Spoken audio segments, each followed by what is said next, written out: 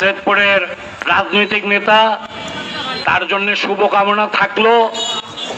এবং সেই সাথে দল যাকেই নমিনেশন দিবে, দেশনেত্রী বেগম খালেদা জিয়া, জনাব তারেক রহমান, যারকেই ধানের শীষ মার্কা যার হাতে তুলে দিবে, আমরা সবাই একসাথে থেকে ধানের শীষকে নীলফামারী 4 আসন থেকে বিজয়ী করার জন্য, দেশনেত্রী বেগম খালেদা জিয়াকে উপহার দেওয়ার জন্য আমরা কাজ করব। আবারও তাকে এবং তার সমর্থকবৃন্দ যারা এখানে রয়েছেন তাদের সবাইকে ধন্যবাদ জানাই।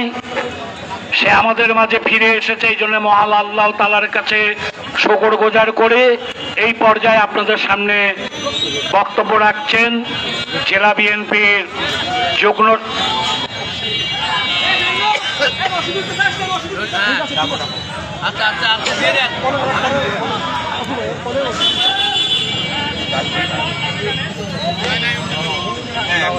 এই পর্যায়ে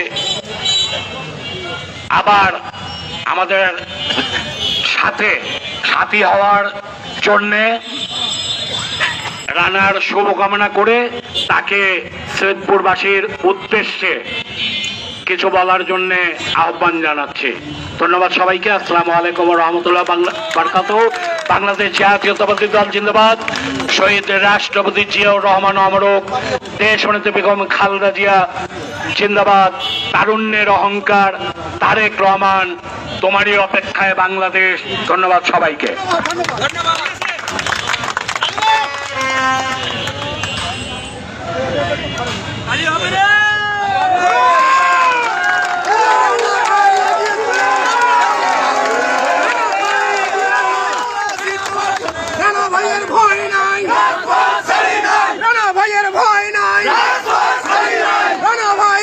চলো ভাইয়ের আগমন, ম্যাডাম জিয়ার পক্ষ থেকে, তারেক রহমানের পক্ষ থেকে, তুহিন ভাইয়ের পক্ষ থেকে।